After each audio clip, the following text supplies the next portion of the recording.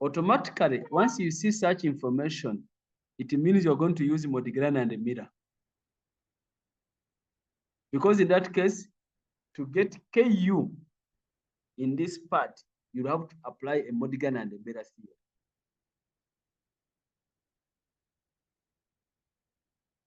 So my emphasis, please look at this question well, look at the cost of an jet, then apply the debt tax sheet as may be.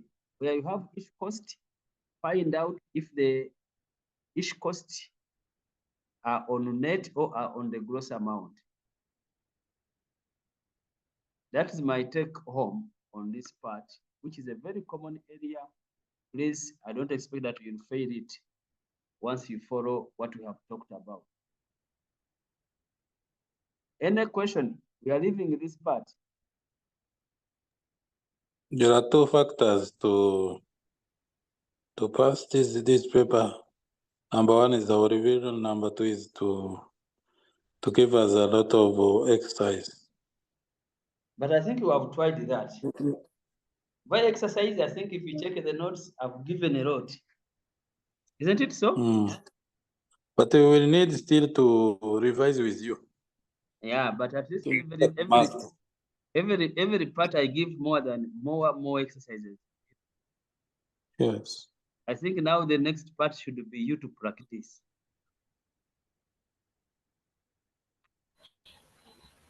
Yes, it's okay. Now, we want to end our discussion looking at this last part.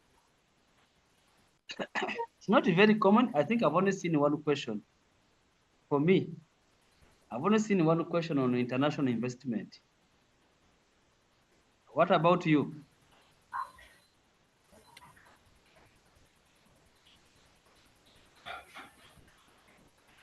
For me, I've only seen one question, which is on international investment. So it's not a very common, but doesn't mean that we don't talk about it. We can talk about it. Let's give ourselves maximum 1 hour to talk about it.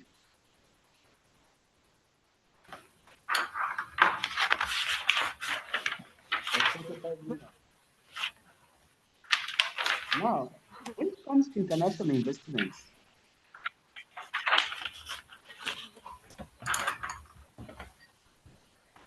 the issue in international investments are like three things. When it comes to international investments, number one, you are having foreign currency. It means you have to exchange currency. Number two is the tax.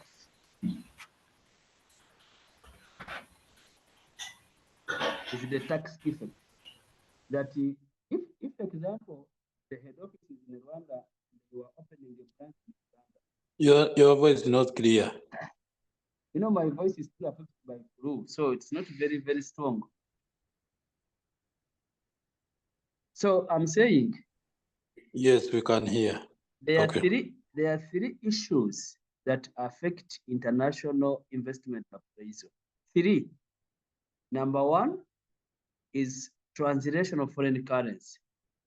That if you are evaluating a project that is in foreign currency, you have to translate it in local currency. That is issue number one. Issue number two is about tax. We know that if you are, for example, opening up an investment in Uganda, you will have to pay tax on the income you get in Uganda. You bring back the income in Rwanda, it pays tax. So you need to look at whether there is a double tax agreement or there is no double tax in the country. And how are you going to incorporate that amount of tax? The third part is the political risks associated with where you are investing. What are the political risks in limiting? They can put a limit on exchange. They can put a limit on amount to borrow. They can put a limit. Very many aspects. So those are things that you need. They can also look at, for example, if you are investing, there are subsidies that you may definitely you are getting subsidies on those investments. So you need to recognize if I'm investing and I'm going to get a subsidy, how am I going to incorporate this subsidy into my cash? Those are the issues to analyze when it comes to international investment appraisal. It's the same, but those three aspects need to be considered in international investment appraisal.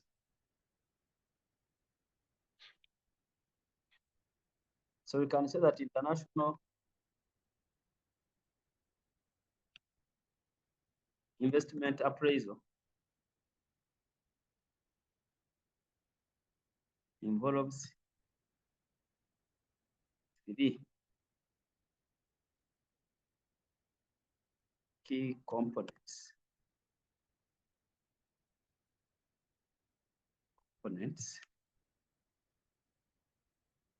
That need to be considered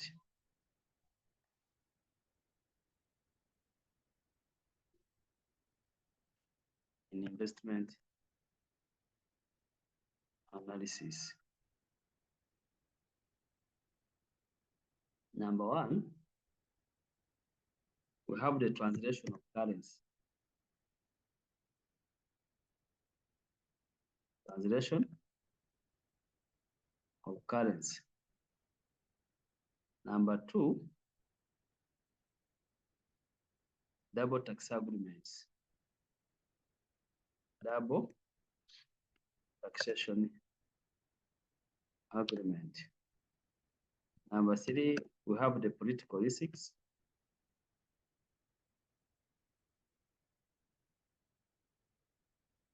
And the government subsidies.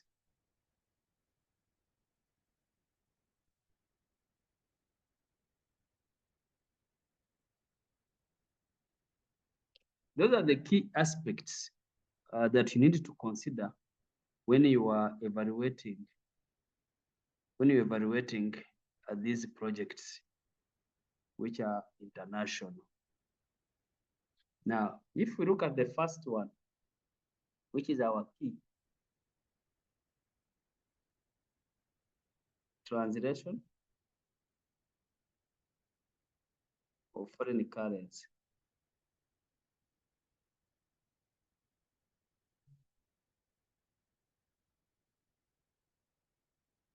Translation of foreign currency. So as long as you are dealing with this international, the currency should be translated. For example, if you're evaluating opening up the cash shillings, when you're evaluating, should be translated into.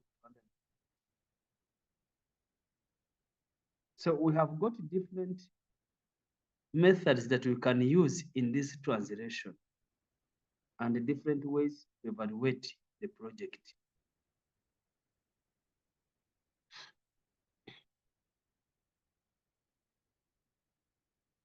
All of foreign currencies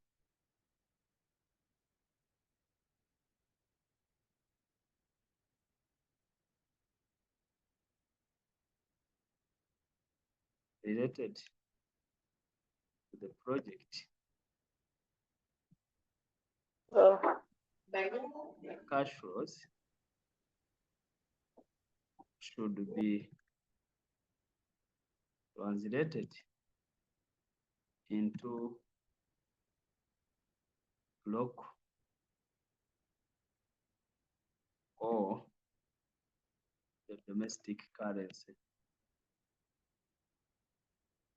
So whenever you are translating, all the foreign currency should be translated either in the currency. So how are we going to do this? No, we have got different methods that can help us to translate.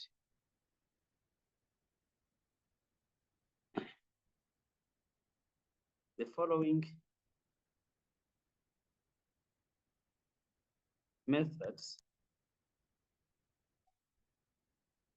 are used to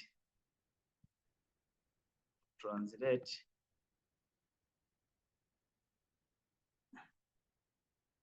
foreign currency. Number one is what we call purchasing power parity. Purchasing power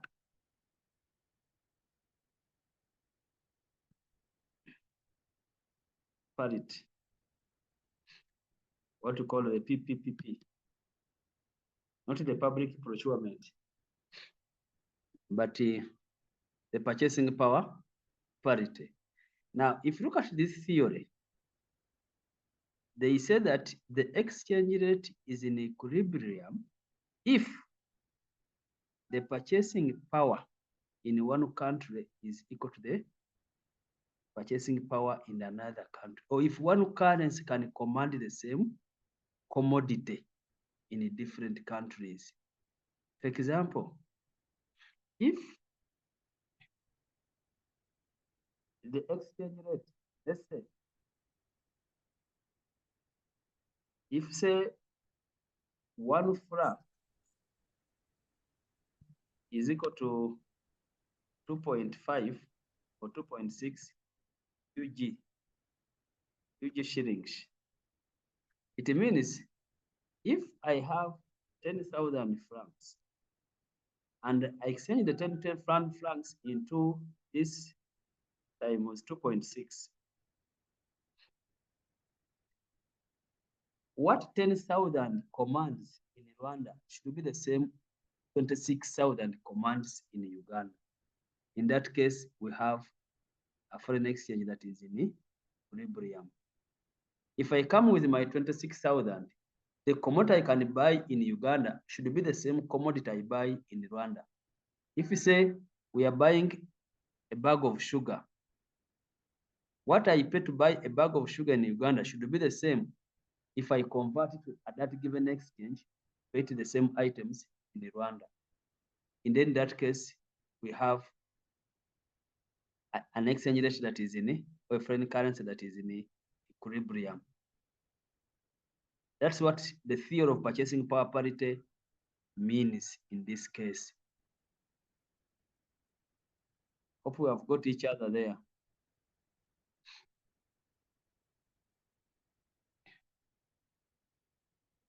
So according to this theory, the exchange rate is in equilibrium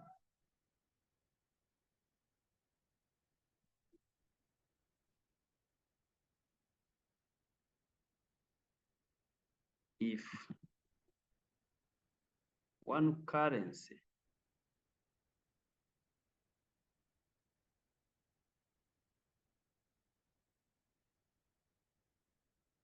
can command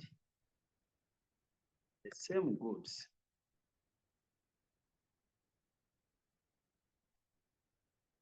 in different countries. Then we shall have, now in this, how are you going to determine the forward exchange rate? So if you are using the purchasing power, this is going to depend on the inflation. If you adjust for the inflation in the countries, we are going to have an equilibrium exchange rate. It means our exchange rate is only a function of the inflation between the two countries.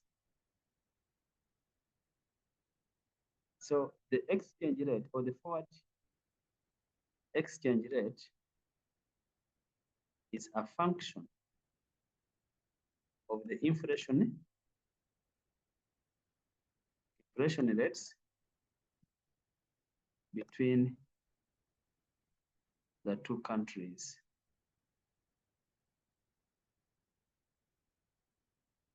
The way the currency is going to move is going to depend on the inflation rate in this country. When they are talking about the equilibrium, they mean equilibrium between the currency.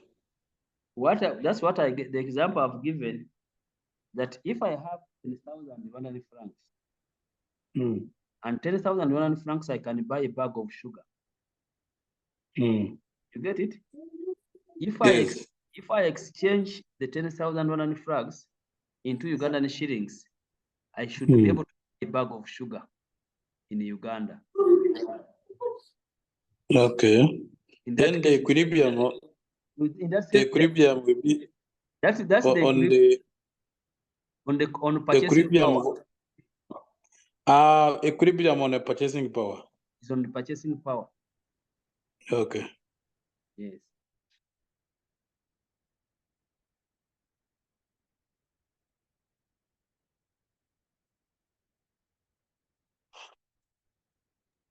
So you can write that sentence one. According to the theory, the exchange rate is in. Eh? According to the this is in equilibrium. If I think that's the word. Yeah.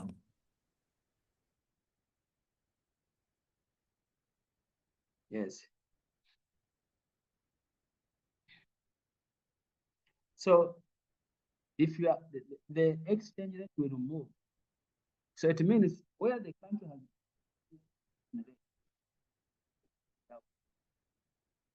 than where We are not hearing you. I'm saying a country with a high inflation, its currency will depreciate compared to the country with a low inflation.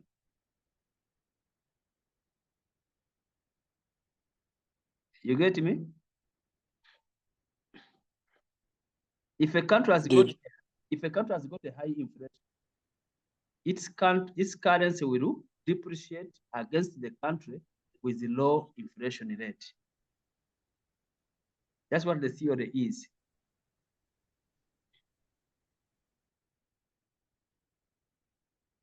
Country with high inflation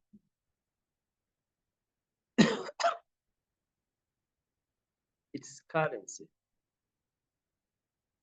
will depreciate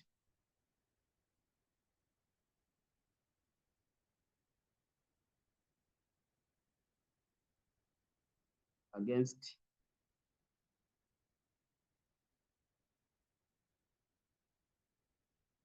the country, against the currency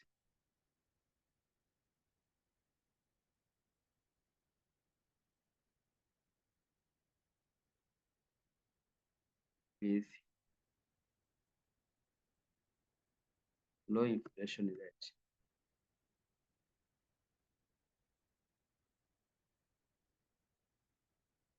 So that's what it means. And if you are to get the purchasing, the forward exchange rate, our FO, which is the forward exchange rate, will be equal to SO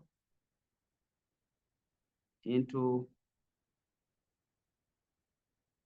1 plus HC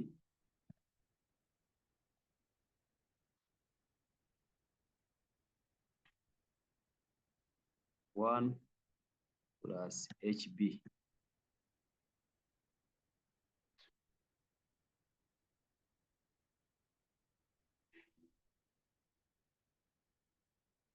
Where FO is the forward exchange rate.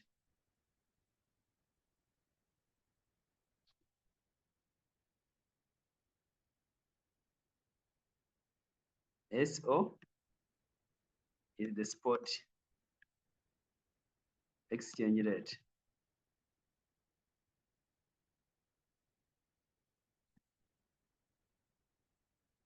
Then HC is the inflation rate.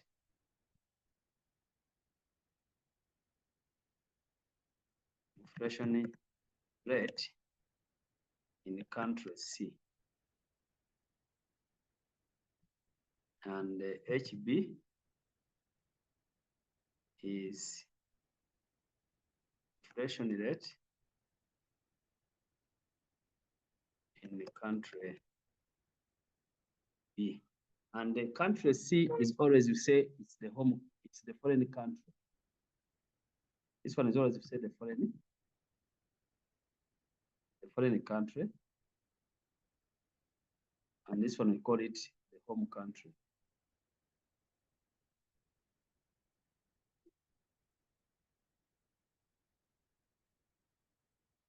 So that is how you are going to calculate this.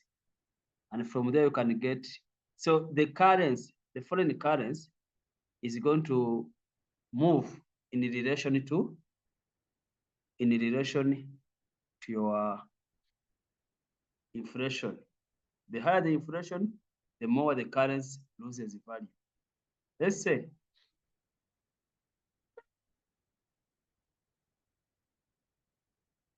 the current Scroll exchange. up. Yes? Scroll up. We need to see what we did not copy. Yes, there.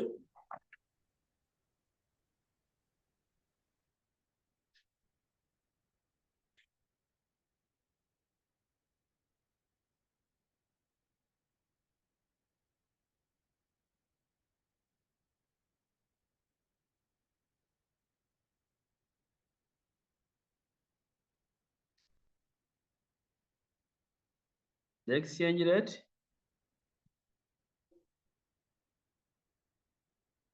of FRA to UG shillings is 1 FRA equal to 2.65 UG shillings.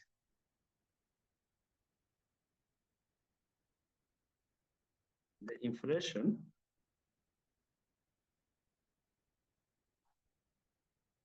in Rwanda is 6.5%,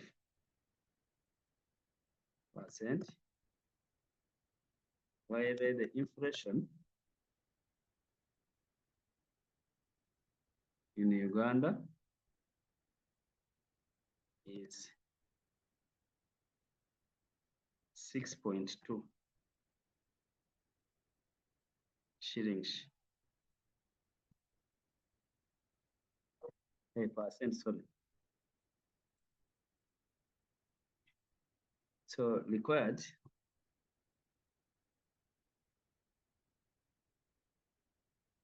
determine the forward exchange rate.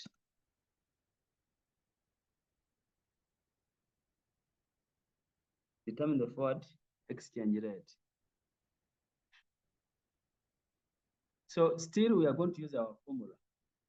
So what do I have in this question? I have the SO,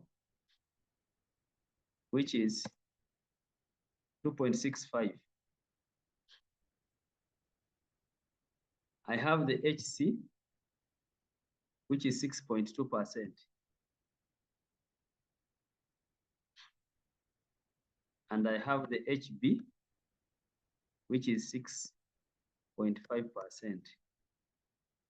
So it means if I'm to calculate the forward rate, will be 2.65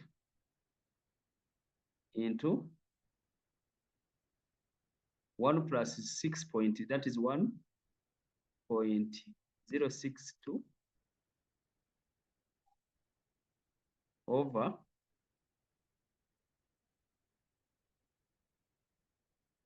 1.065.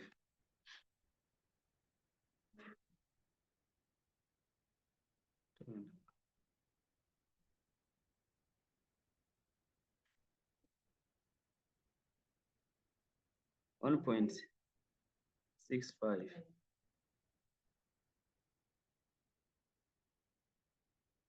Ooh, I don't know what.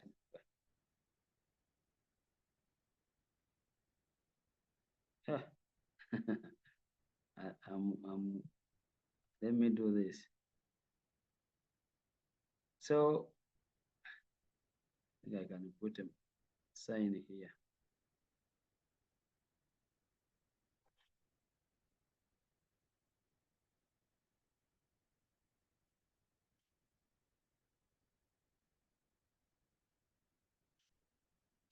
So what do you get here as your forward rate?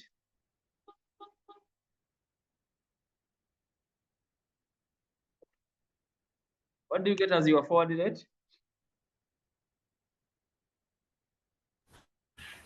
2.6. 2.6. 2.6. 6. So this means the Rwandan francs is depreciating against the Ugandan shillings. That's what it means. The Rwandan franc has depreciated by almost 0.5% or 5% against the Ugandan shillings.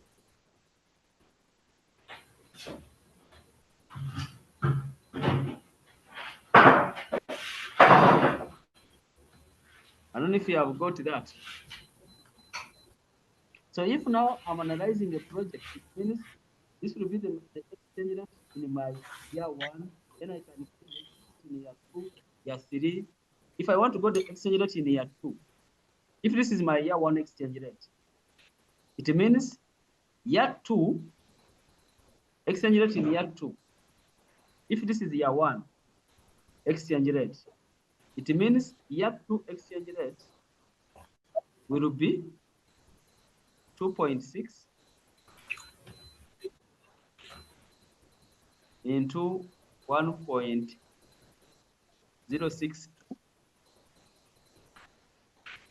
divided by 1.065. It's the same behavior. 1.065.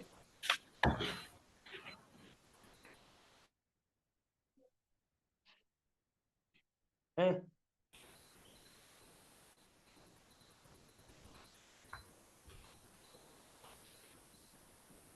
Yeah.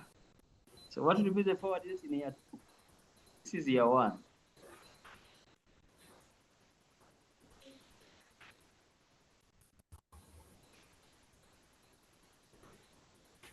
Will be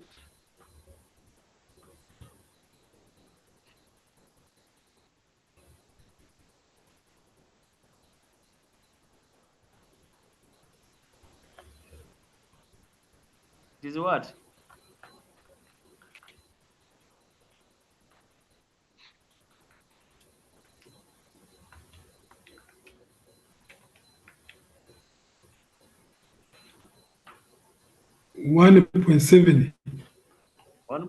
Not to 2. 1.67. 1 point. I don't know if 1 point what? 7. 77. 7. So this will be the exchange rate in year 67. in year 2. Me, You I can- got 2.5. 59. 2 point. 59. Please check your calculation.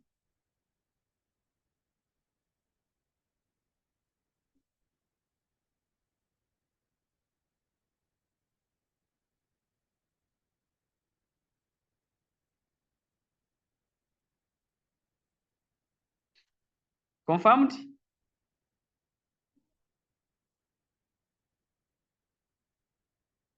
Have you confirmed? Sorry, my data had gone. My network. Hope you are now getting me well. What do you get here? Yes. Confirmed 1.7? Yes. Try also 1.0. Lecturer, where do you get this that The, F? the problem, why you to put it the 0? Problem There is missing there, yes. yeah. Yes. But you know, when I round off, this thing is disturbing me like that. Excuse me. Yes. Where are you getting that 1.7 for year 2? That's what I'm saying. I was waiting. You're getting it where? You are getting what? 2.0? How did you come up with? No, there was a mistake in the writing, so you can calculate afresh.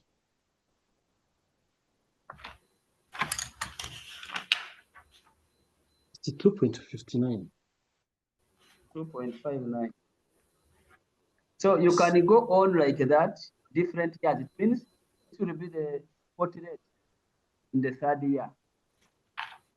You get me? If you are going into third year, this is going to be your spot rate. Then you can get the exchange rate for year 3.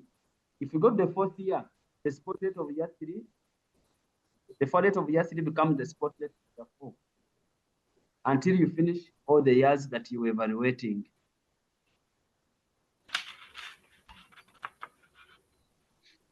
Hope you are there.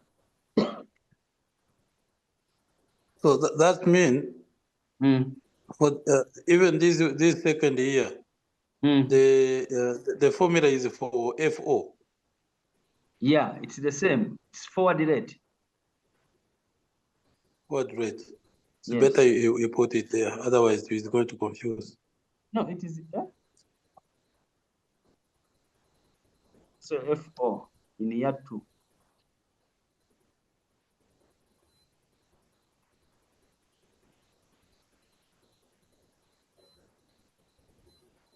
So year 3, you go like that. Year 4, you could do like that until you look at all the years that you were evaluating.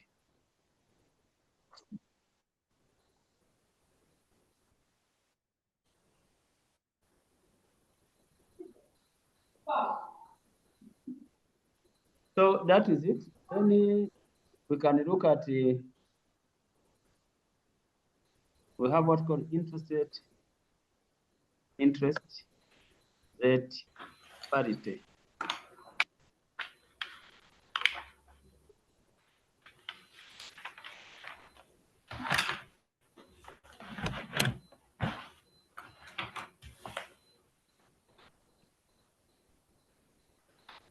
We are looking at how we can determine the forward rate, which we can use in our evaluation of project. The first method, we said we use the purchasing power parity, which relates the exchange rate with inflation. The second method we are looking at is what called interest rate parity. Interest rate parity. Now, in interest rate parity, it is that the exchange rate will move in the same proportion as the movement in interest rate. As interest rates are moving up or down, the exchange rate will move in the same direction. That's according to the interest rate parity theory. Exchange rate moves in the same proportion as the movement in the interest rate. So if your interest rate goes up, we expect that your currency is going to. If your interest rate goes down, we expect that the currency is going to appreciate. So the movement in the interest rate is in the same proportion as the movement in exchange. That's the interest rate parity.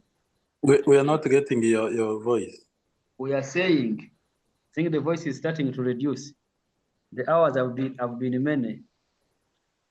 We are saying, if you look at the interest rate parity theory, the exchange rate between countries moves in the same proportion as the movement in the interest rate. So if the interest rate goes up, the exchange rate will depreciate that currency, or the currency will depreciate against the foreign currency. If the interest rate goes down, the currency of that currency will appreciate against the other exchange rate of the other currency. That is the interest rate parity. So we can say that according So it is the inverse relationship. Yes, it's an inverse relationship. Even there, it's an inverse relationship. According to this theory,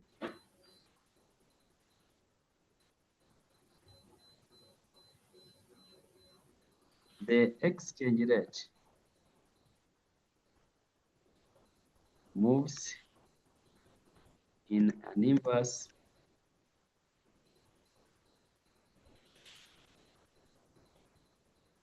relationship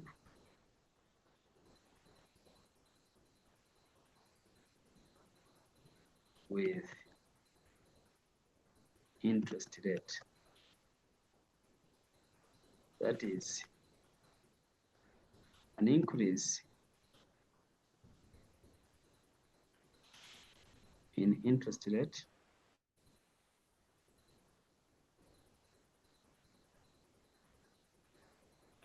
leads a depreciation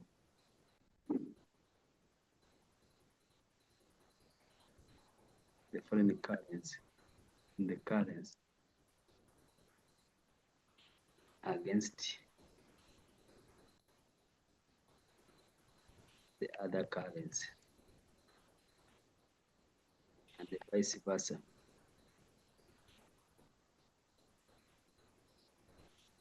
That's what I can say. So if your exchange rate increases against, your interest rate increases, it means your currency will depreciate automatically against the currency, against the foreign, against the foreign currency.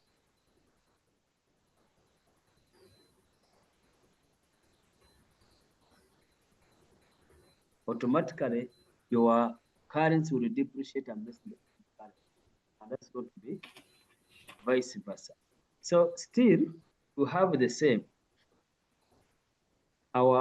If we are using, how are we going to get the forward rate? The forward rate, which is our FO, it will be equal to the spot rate into 1 plus IC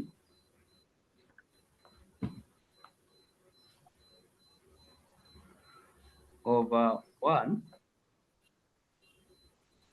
plus IB.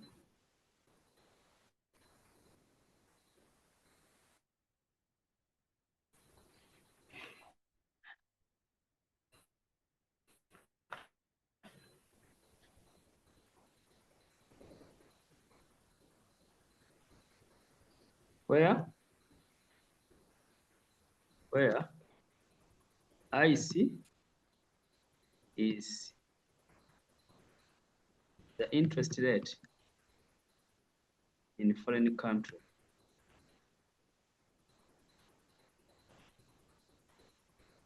IB is the interest rate in the home country or the base country.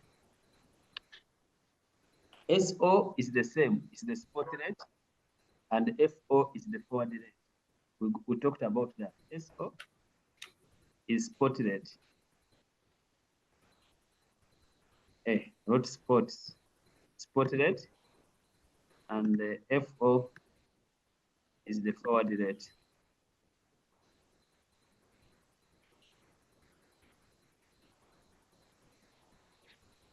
So that is how you are going to determine your interest rate. I think I can give you this and you try.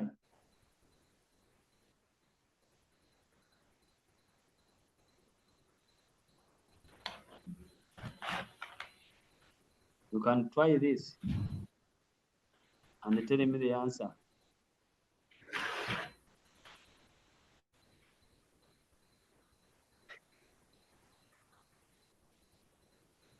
The current exchange rate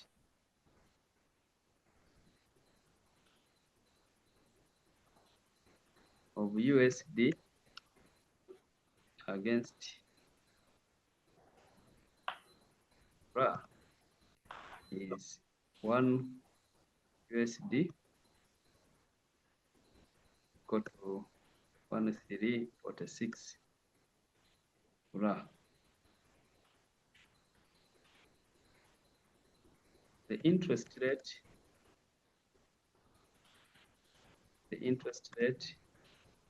in USD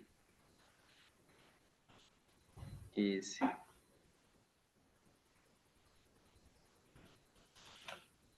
9%, while the interest rate in Rwanda is 8.5%.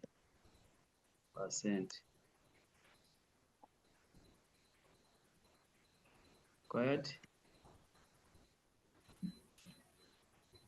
Determine the exchange, the forward rate. The forward rate in year one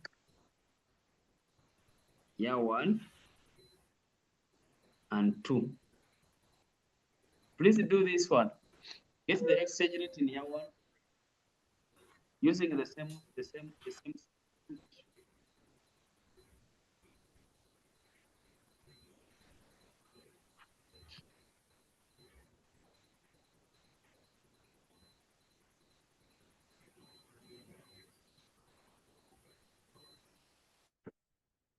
Is it the interest in USD or in US? Huh? That's the interest in Is US. it the interest? In the US and in Rwanda. Yeah, then you're correct. Yes. You're correct there. The interest in US.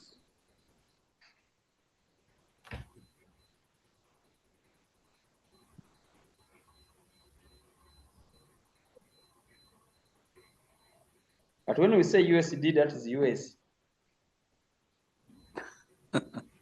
Automatically.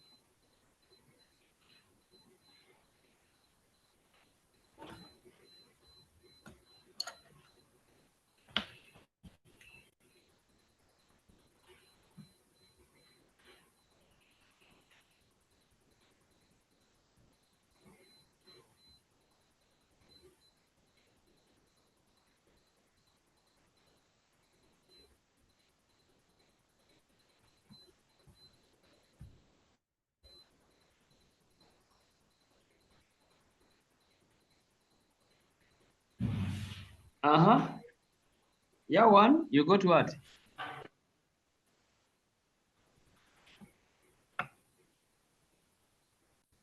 Year one, what do you get?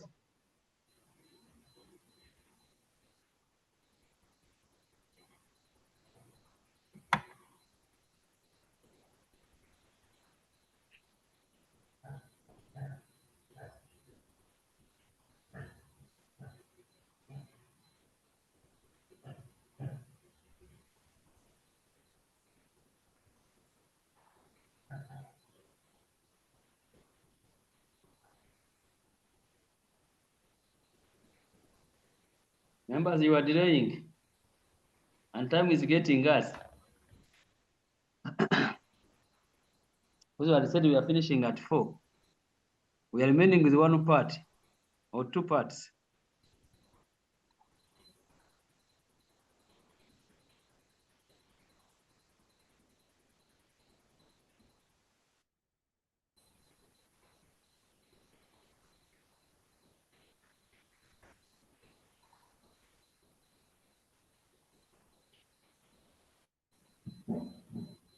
What is wrong?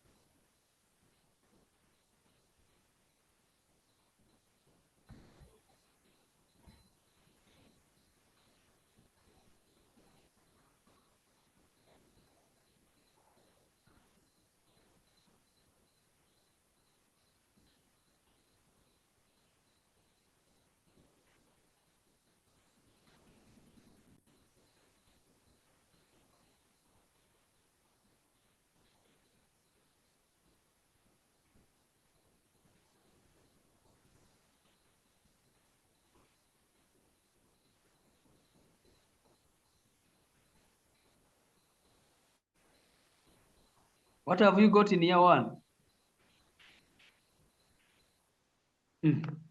Yagenze gute Kachweta zafuye?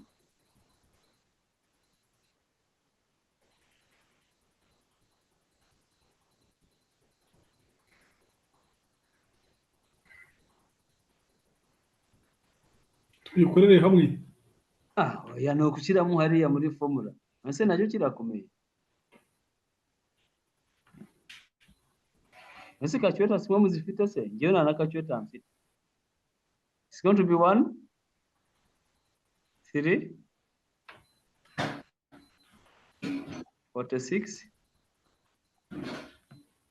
1,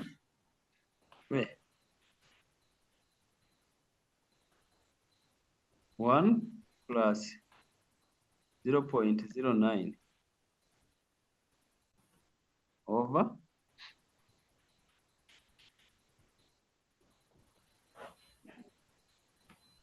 1 plus 0.085.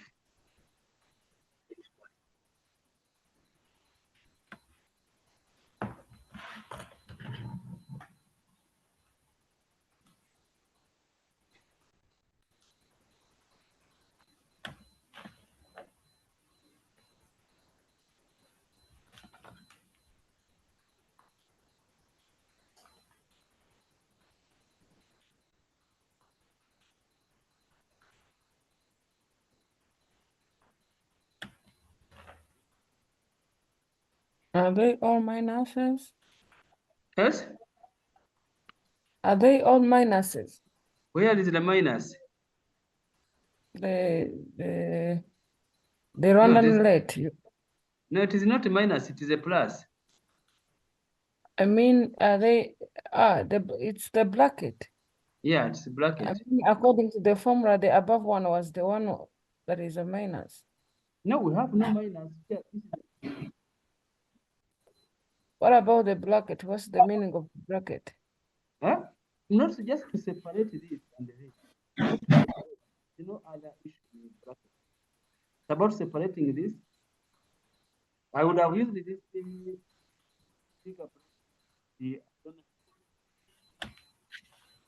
Oh, okay. That is 1352.2.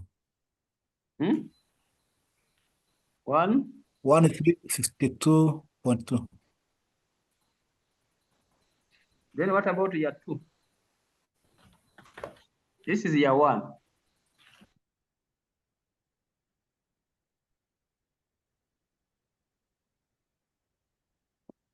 Then I want year 2.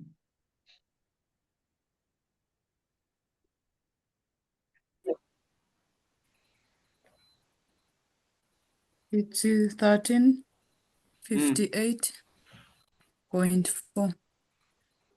Yeah, that's how you move with your exchange rate using the interest rate parity. Excuse me, lecturer. Yes. We always start with the currency with depreciated low value. Because because since we are in Rwanda, we take Rwanda as the best currency, the best interest. No, but the previous example, it was Rwanda against Uganda. But sorry. No, we had the foreign and the home. Yes. In the previous example, you see, for example, we start with the value of Ugandan currency. Because that's the foreign. Yes, but in the correction of this one, we start with the value of Rwandan francs against the. What is the Rwandan franc? Is it the 9 or it is the 8.5? No, it means 1 USD is equivalent to 1,346 Rwandan francs.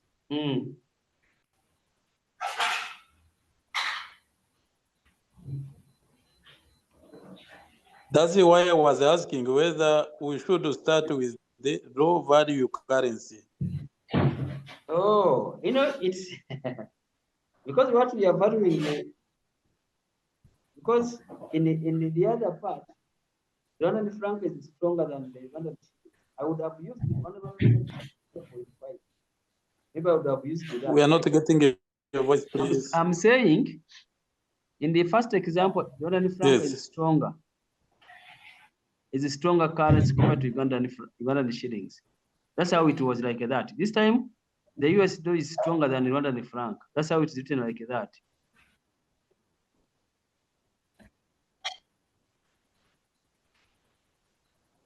So we should always start with the Stronger the currency. weaker currency. Yes, No, weaker currency. the weaker currency. Okay. So let's look at the. Huh? This is what I've written. This one I've finished. How come I'm not seeing anything?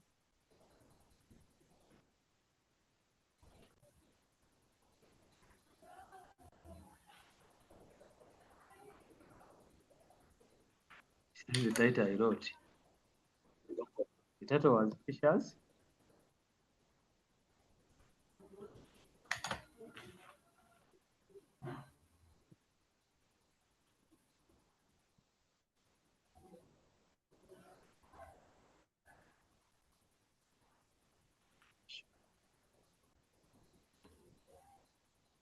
Fishers International Effect.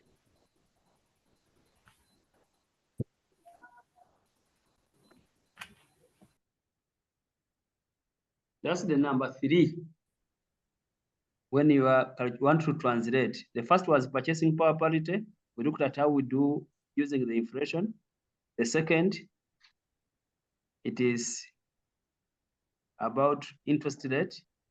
And the third is what we call the Fisher's International Effect. So in the Fisher's International Effect, we look at the relationship between inflation rate and the interest rate. In fact, you are combining number 1, which is purchasing power parity, and you are combining the interest rate to determine the cost or the interest that you should use. So according to the Fishers,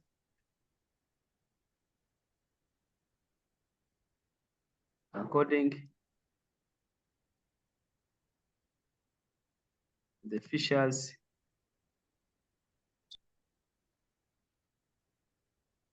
International Effect,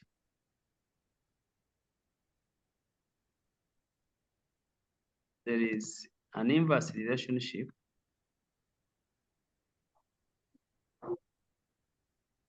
Excuse me, lecturer. Yes. So those for the exchange rate we are calculating, are they the one that we are going to use in the discounting the evaluation of the project? Okay. Because that's what you need.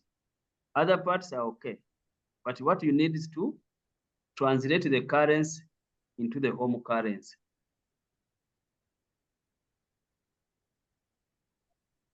There is a relationship, an inverse relationship between. Then why, if translating into home currency, why are we using for the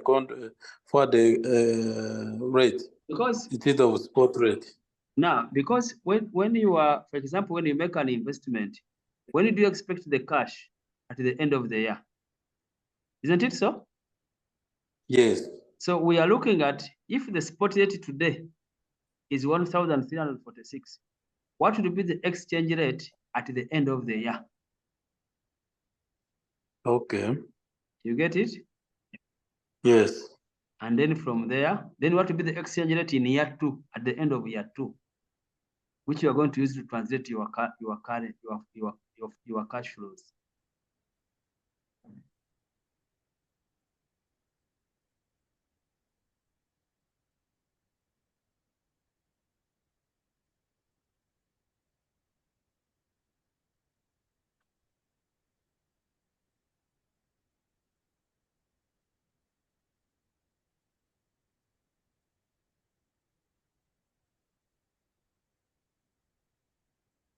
So in this, we are combining the purchasing power parity. We are combining the purchasing power parity and the interest rate parity, but in an inverse proportion. We talked about purchasing power parity. So in this, we are not calculating the forward rate, but what you calculate, you can calculate the cost in a home country, or you can calculate the cost in a domestic country using the Fisher's international effect. So how do you get this? It is 1 plus HC over 1 plus HB is equal to 1 plus IC over 1 plus IB.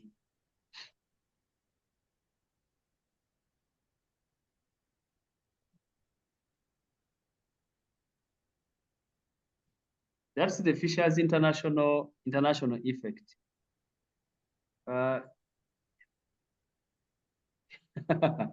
We are about to finish, Diane. I think we shall finish Yeah, this part. It's going to read. Yeah, we are about to They should- finish. Let's finish this. Then we shall do an example. We shall do an example on Monday, tomorrow. So here we use this to determine either the cost in home country or the cost in a foreign country. For example, if I'm investing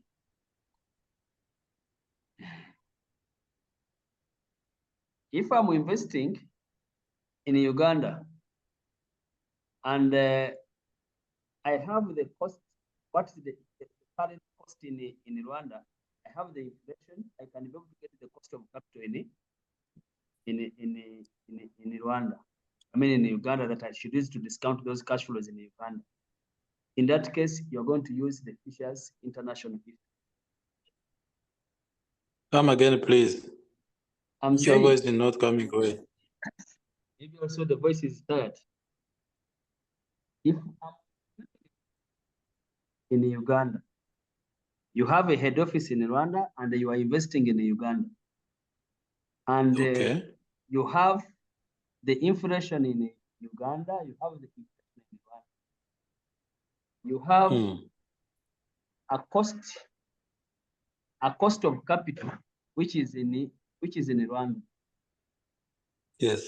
And you want to determine the cost of capital in Uganda that you should use to discount your cash flows. In this case, We did not get that one. you want to determine the cost of which you should use to discount the cash flows in The cost of what? Sorry. the cost of capital to Okay. discount the cash flows in Uganda. Okay. Because the cash flows are in Uganda. In that case, you are going to use what we call the Fisher's international effect to get that cost of capital.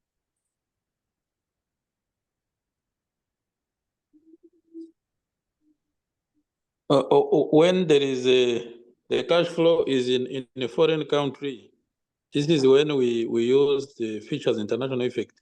Now we have two methods that I want to introduce, then we close our discussion. There are two methods that I want to introduce on how to evaluate cash flows in foreign currency. Let me introduce this. I'll do the example tomorrow and summarize this part.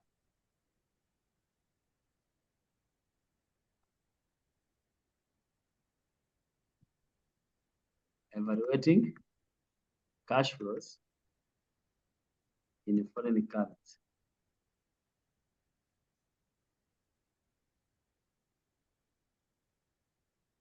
How to evaluate cash flows in foreign currency? We have two methods we use. First method Method 1. Method number 1.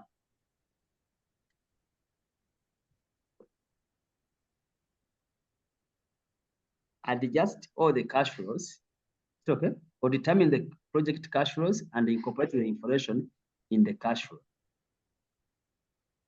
Determine all the project cash flows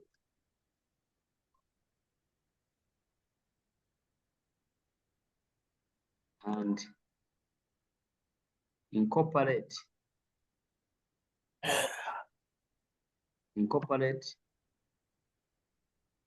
inflation in the cash flows.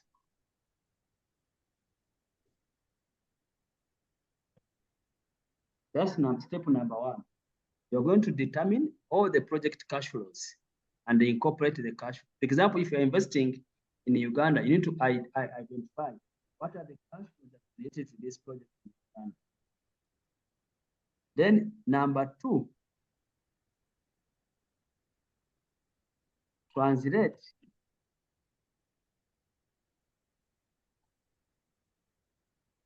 all the cash flows, into a local currency or domestic currency, into a domestic currency. That's where now you need to get the exchange rate for each year.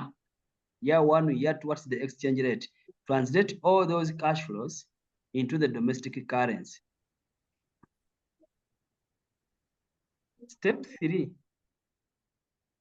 discount the cash flows. Discount the cash flows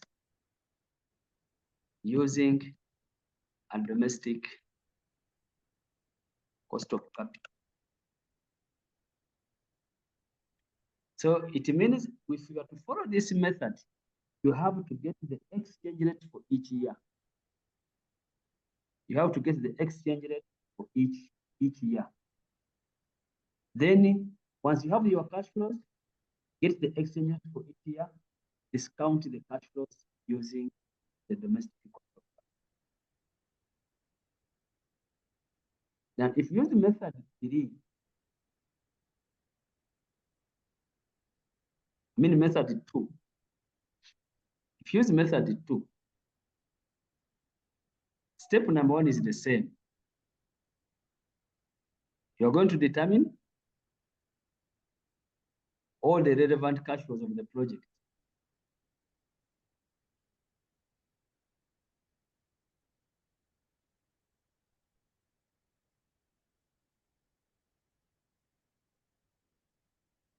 This one is the same.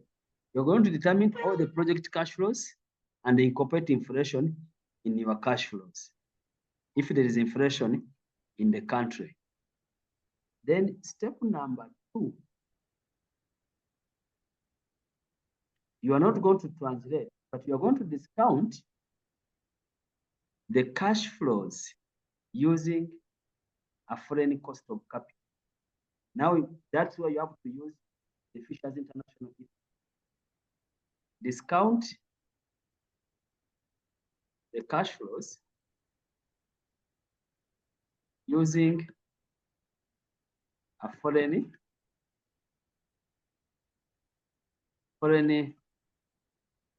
cost of capital. You have got all your cash flows, discount them using a foreign cost of capital. Then step number 3, convert the NPV. Translate the NPV to domestic currency. Domestic currency using the current spot rate. Translate the NPV to domestic currency using the current spot rate.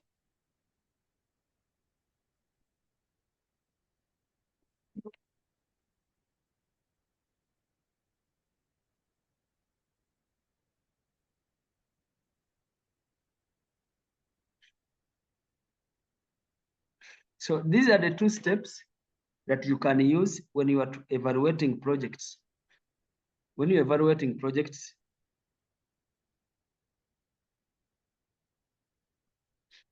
so it depends. It means if you are using method 1, you have to get the exchange rate for each period. Taro. Yes, please. If you are using method 2, you only need to get the foreign cost of capital using the international Fisher's effect, and then translate the currency, the NPV to domestic currency, but using the current spot rate. So I think we shall look at an example in our tomorrow's class.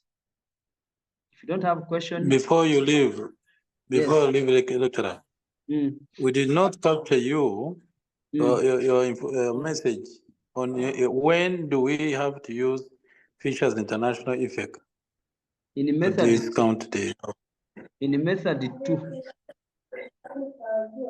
because in method 2 you need to get the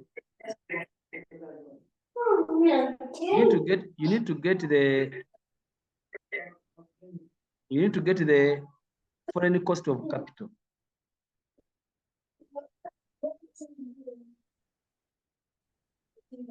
You get me? Think better you're right. Yeah, you can maybe to clarify this.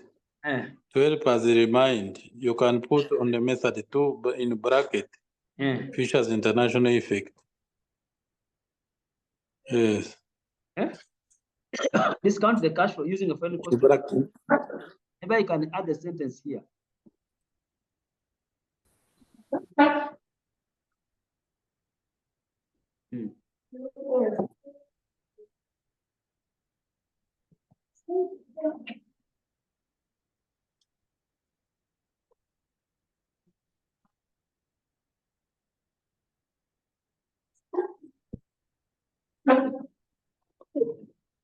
Cost of capital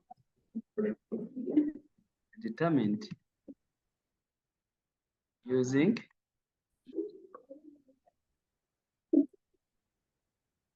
Fisher's effect or international effect. That's, I think, what you are saying. In this method, you have to use the Fisher's international effect to get to the foreign cost of capital. And from there, you can be able to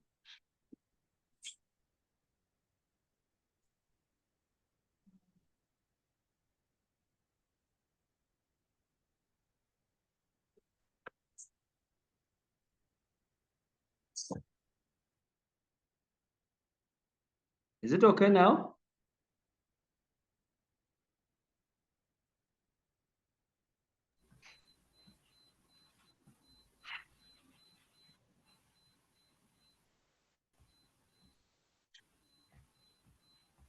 ejo tuziga sangahe? Si saa 12?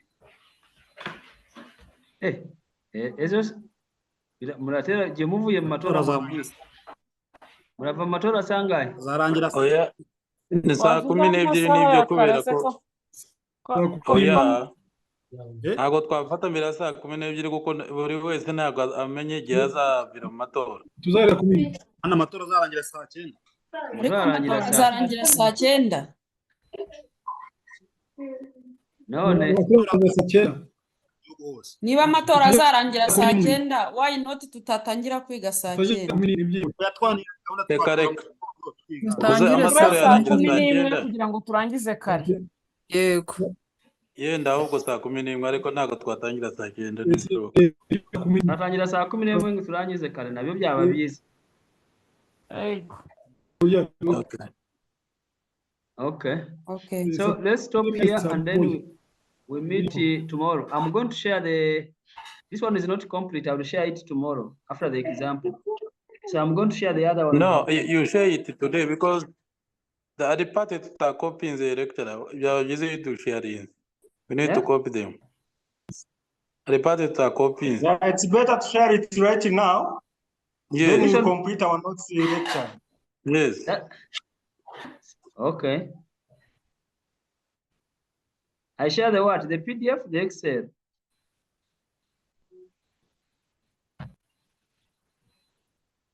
Okay, let's stop here and then we meet tomorrow at 5. That's what we have Yes. agreed. Okay, have a good Matora. Yes. Have a good Matora Yes. tomorrow. Thank you, sir. Thank you. Thank you. we ntabwo uzatora ko usigaye uzi ikinyarwanda Nzi Ikinyarwanda ariko nta ndangamuntu mfite. Okay, so have a good night. Ukuzaguha ubwenegihugu. 92.